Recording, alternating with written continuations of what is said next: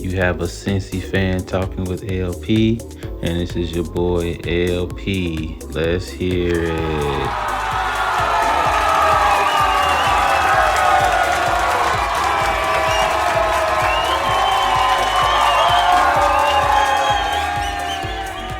Yeah, y'all getting so rowdy. I appreciate it. Appreciate the love. Um, I don't think it's fake love because it's me.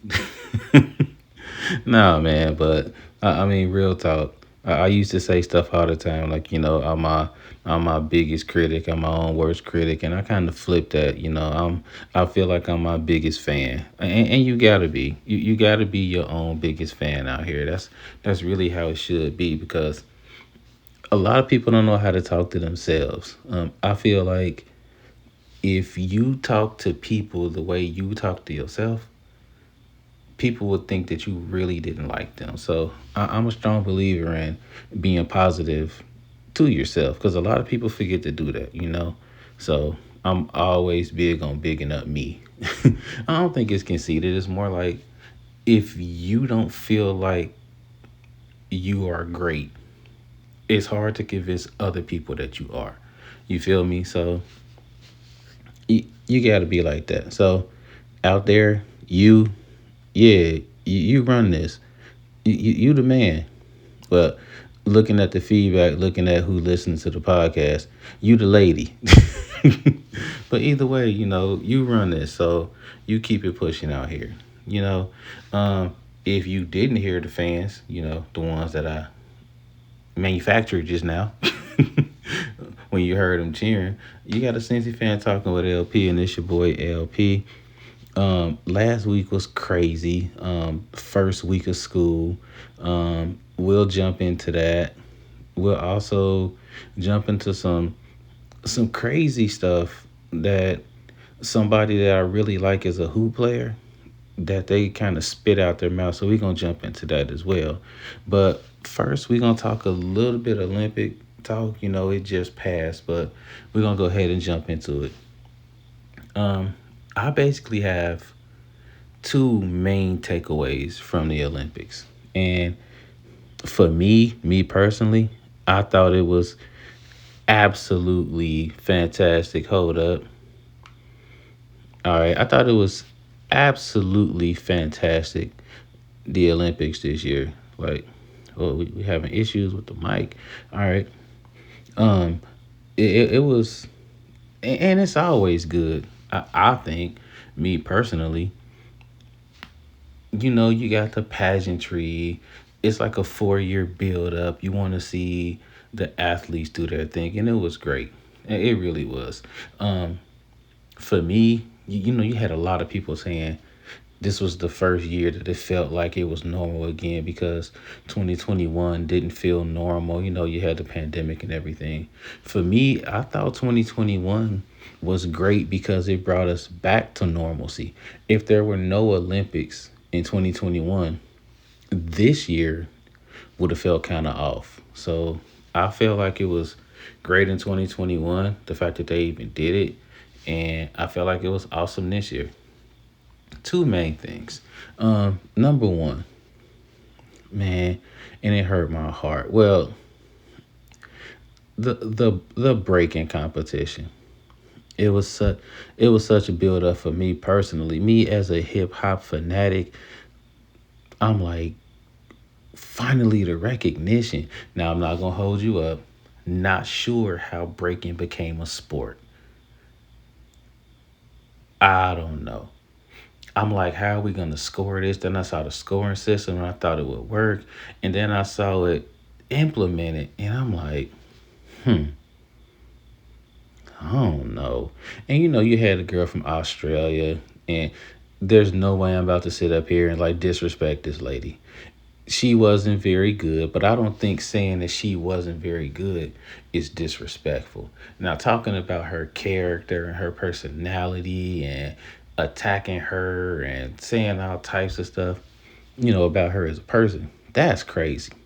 You know, if you're being a critic, you keep it to what you saw.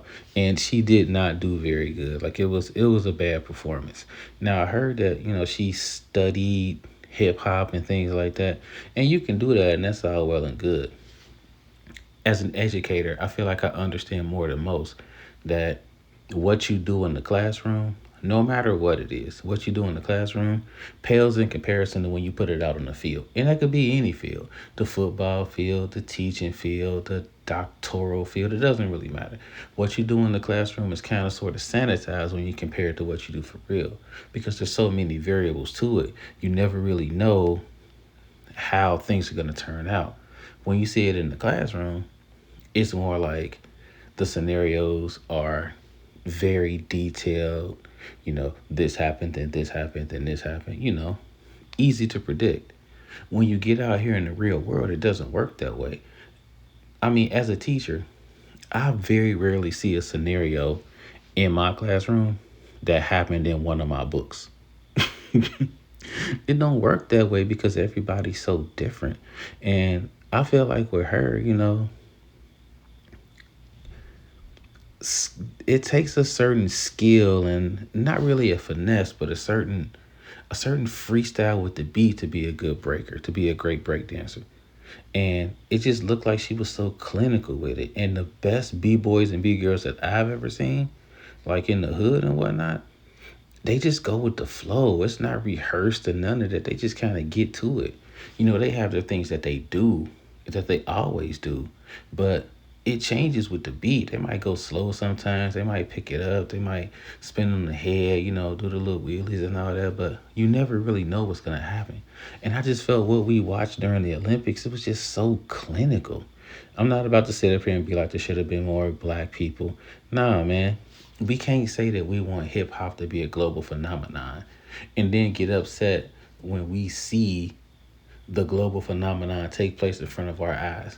I thought it was awesome to see Asian folks out there and French folks out there and Portuguese folks out there. I thought it was awesome.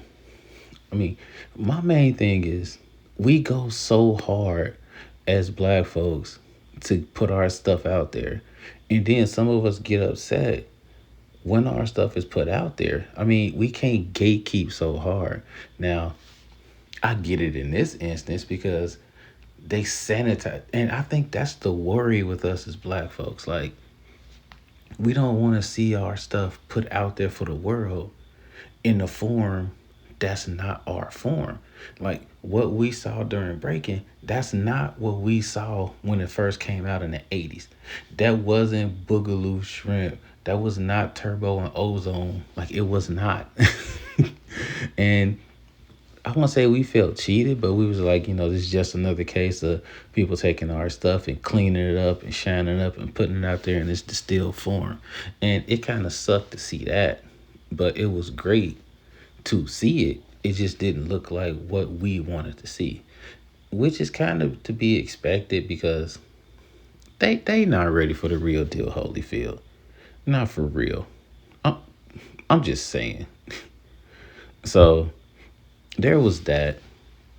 And my second takeaway was the basketball teams, men and women's. Now, some folks might not agree with this, but I felt like I actually think a lot of people agree with this.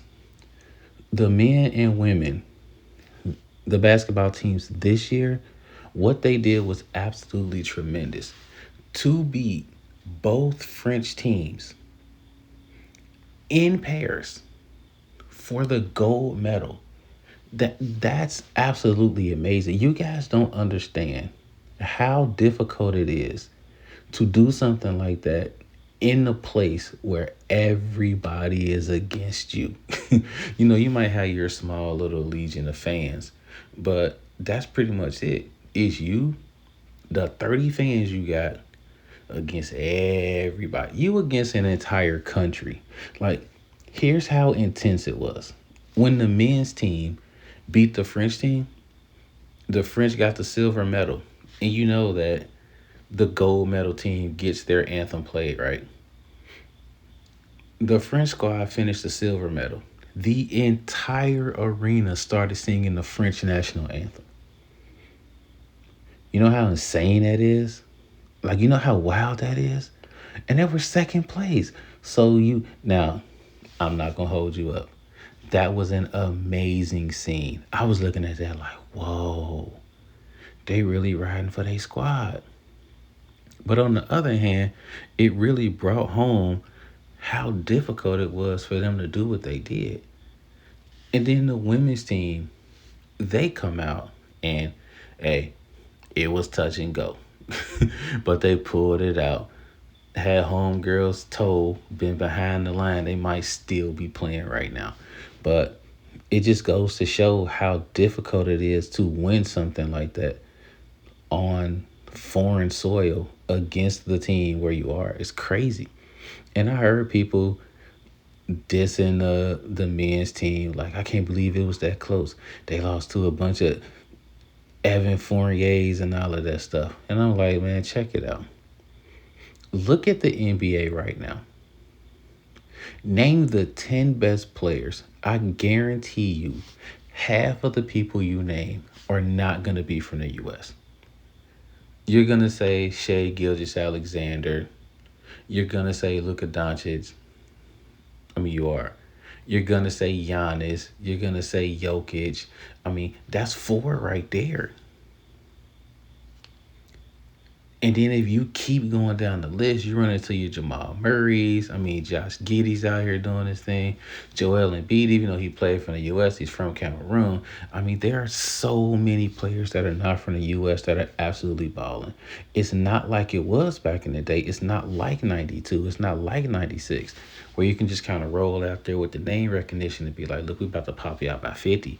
Like, that's what's about to happen. No, these teams are not afraid of the United States like they were back then. I mean, I remember vividly in 92 watching the games and looking at the teams playing the US ask for autographs before the game. You know how wild that is? Like, we about to pop your team by 50, but hey, let me get your autograph first before we play. You just lost 10 points right there. You know how scared of me you got to be to ask me for my autograph before we play? I know they coach wanted to rip them a new one. Like, man, get over here and play.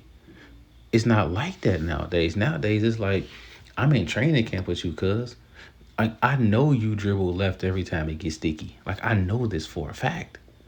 I watch you all the time. And quiet as kept, like, I feel like I can play with you because I play with you on a regular basis. I feel like our team can do this. That's what the French team felt like. That's what the German team felt like.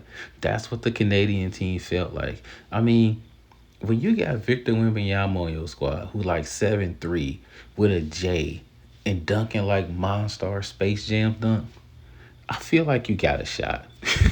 I'm just saying. I feel like now I'm not trying to be funny when I say this, but I say this to the boys in my class. This is how the US kind of sort of feels. They're in a no-win situation. Sometimes in my classroom, you'll hear boys like kind of about to fight girls. Like, they're getting upset with the girl and they're about to be like, hey man, I'm about to beat her up. And I honestly tell them, like, look, you're in a no-win situation. They're like, what you mean? I'm like, look, say you fight her and you beat her up. Good job, you just beat up a girl. Good luck. Yeah, you the man. Think people gonna like that? No. I'm like, well, let's say you lose to the girl. Guess what happens then? Oh man, like, I know, right? Then people saying you got beat up by a girl. So the best way to fight a girl is to not fight a girl. You really shouldn't be fighting anybody.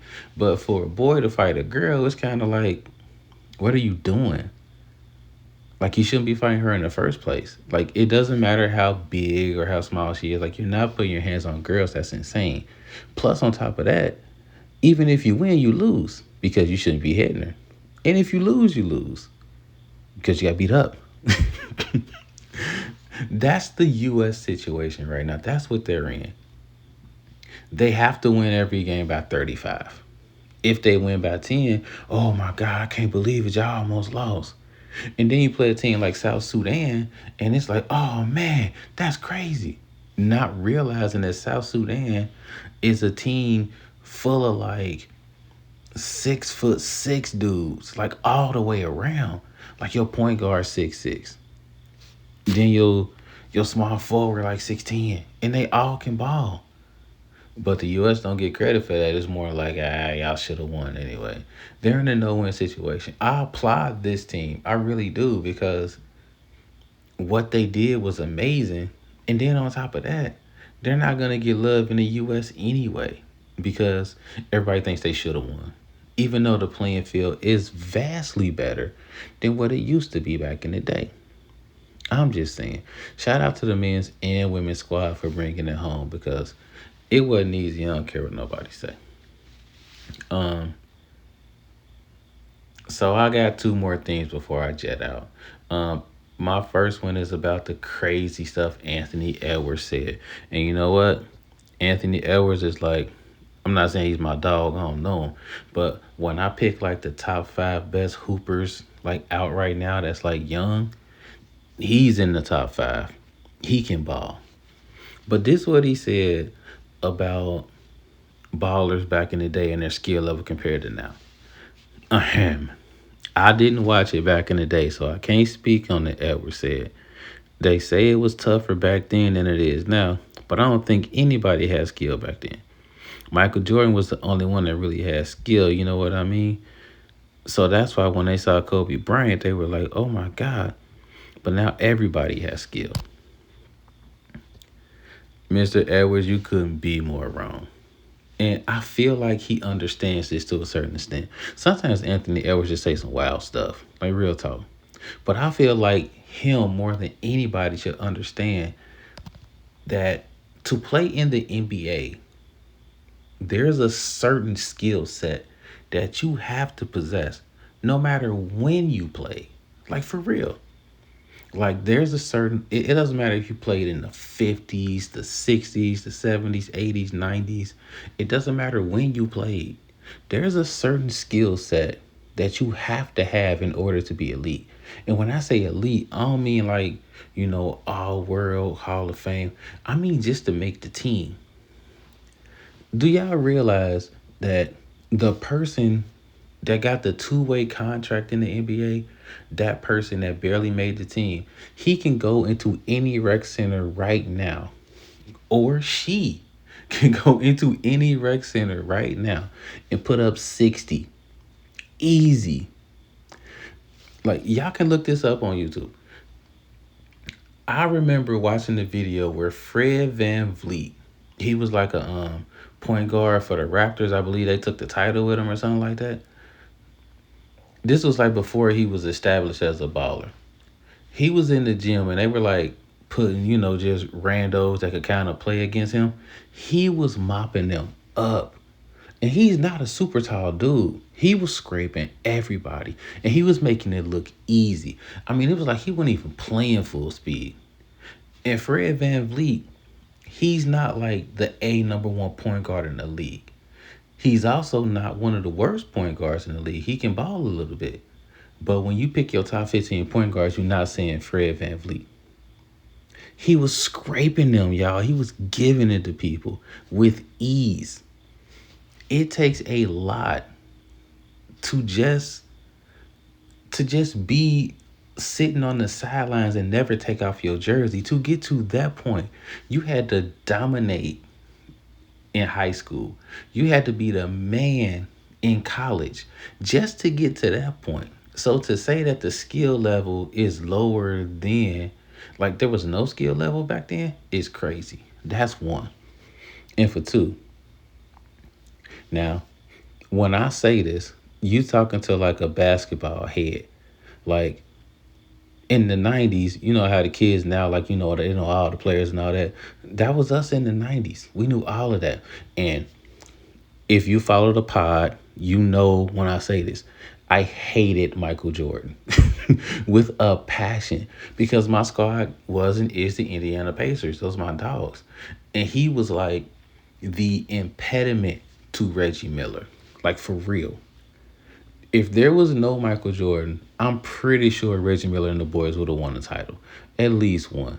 Now I'm sure there's a lot of people that would say that. But when Michael Jordan was playing, you had Reggie Miller. You had Patrick Ewing. You had Karl Malone. You had Clyde Drexler. I mean, you had so many players that had skill. And I feel like Jordan just kind of overshadowed them because of who he was back then. And that's nobody's fault. But you have an Akeem Olajuwon who got titles because Jordan wasn't around. And you had a Penny Hardaway. And you had a Shaquille O'Neal. And Anthony Edwards just said all of them had no skill. Really? Oscar Robertson had no skill? Penny Hardaway had no skill? Like, come on, man. Really think about that. Like, we saying Gary Payton had no skill. We saying Sean Kemp had no skill. Like, really? Come on, dog. And I feel like it's one of those things where there's some young heads out there that don't respect the game. And I think that's in all walks of life. Like there's a lot of young folks out there, and I'm not gonna hold them. I'm not gonna talk crazy about them because I feel like as young bucks, we all were kind of like that. Sometimes we just we don't know what we don't know. You feel me? We just don't. So we say certain things because we like, nah, it's harder now. And in a way it is. You know, the athletic skill right now is crazy compared to back then. But to say that the skill was like better or is more elite now than it is then, no. I mean, the people you watch now, they all had like I don't want to say they all kind of had prototypes. You know what I mean? Magic Johnson was a prototype. That's where you saw the Penny Hardaways and all them come from. Dr. J was a prototype. That's where you saw the Vince Carters and the Anthony Edwards and all those come from. Daryl Dawkins was a prototype. That's where you saw all the Shaquille O'Neals and all them come from. So there were prototypes back then, and people don't understand it now. But that's who they ended up trying to become, whether they knew it or not. It's just one of those things where if you know better, you do better. You feel me? And we all do it.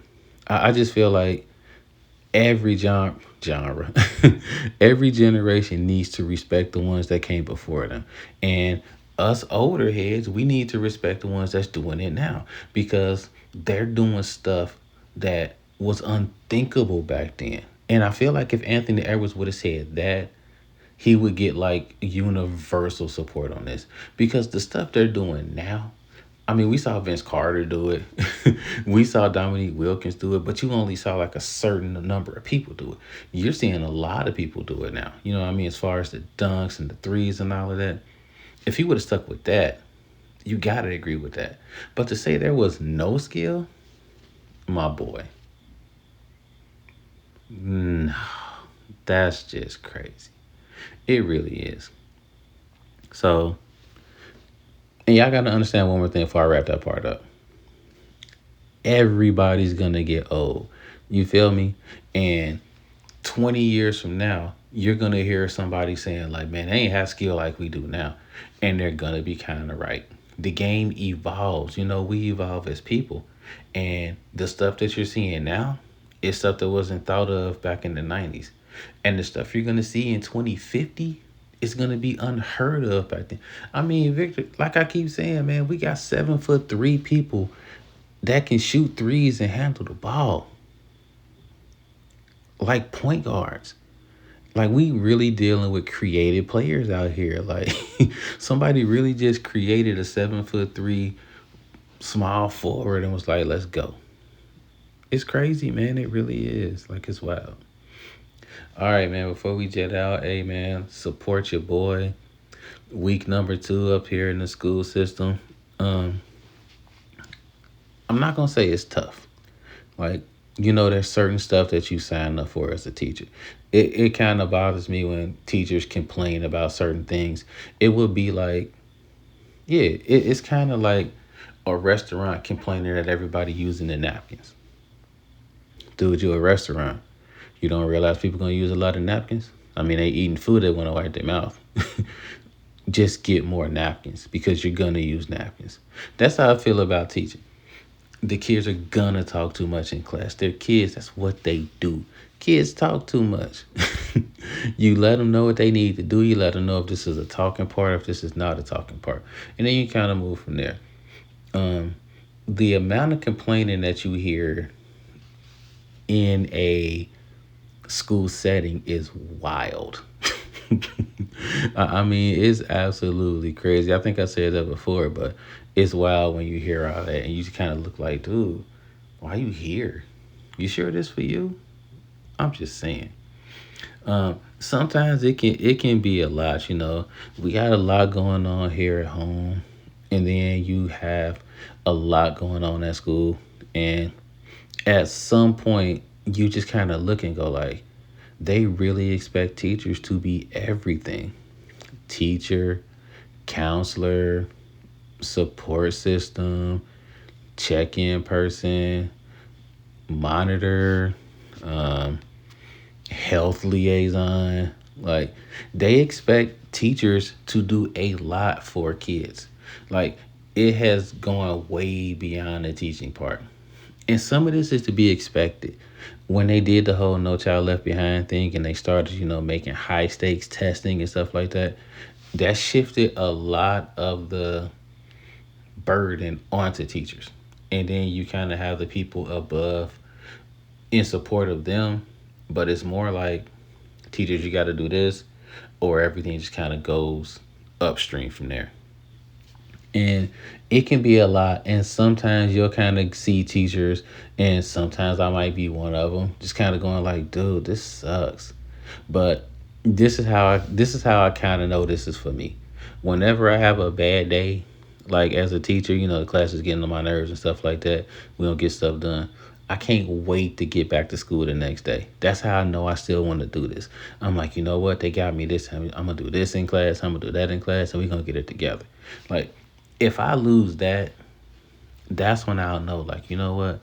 Maybe I need to do something else. I feel like I'm like money making Mitch on Paid in Full sometimes. I'm like, man, I just love the game. Like like I feel like one of those ball players out here. Like, I really be thinking that in my head. Like, I saw this on Waiting for Superman. I think it was like Ron Canada who said this. He was like, when you see a teacher in a school setting and they really on that game, like they really getting stuff done and everybody's engaged, they answering the questions and making people work hard. It really looks like you watching an elite like sport athlete in action. Like, I really do feel like that sometimes. Like, when I'm really on it, like for real, I really feel like one of those ball players. Like, I'm really out here doing it. And then when it's not going well, I really feel like one of those ball players. Like, I swear I hear people booing in my head, like, boo. And I'm looking like I gotta block it out. I gotta block it out. Like, it really be feeling like that sometimes. But um, this 4 day week thing, it might work out. If you missed the pod before, we're doing 4 day school weeks now. I'm not just chilling at home on Monday. Just so you know, I'm not just kicking it. We're in meetings on Mondays. No kids are like in the building. There are some kids, but they're there for like a daycare program and stuff like that. But we're in meetings, with our teams, talking about strategies. And then for the rest of the day, we get to do planning, we get to grade papers and stuff like that. It's actually really good. For one of the first times that I can remember, on Sunday night, I didn't have that feeling like, dang, I got like 19 things to do. I really felt like, dang, I can just kick it. It actually felt like I had an entire weekend. That's unheard of, especially in the teaching field. So, I mean, it's all not roses. The 4 day week has the kids a little bit more charged up when they come back in. So, Tuesdays feel like Thursdays and Wednesdays feel like Thursdays. Like, the kids really be ready to rock. Like, but so far so good, man. Like, we're gonna keep rocking with it and see how it go. I'm gonna give y'all the blow by blow, and we're gonna see how that go. Stick and stay, because we got more stuff coming up the pike. We got some cool guests lined up. If I ever figure out which platform I want to use, it's looking like we're about to go ahead and put this face on the tizoo. Put my face that's made for radio right up there so y'all can see it. Get at your boy. Let me know how you think that should go. And it's time to rock out. It's time to bump that cool music. There you go. Every time I hear it, I feel like I'm at the disco. Like, man, let me get up out of here, man. Hey, it's your boy LP. Appreciate y'all rocking with your boy. And until next week, y'all, life is good. Peace out.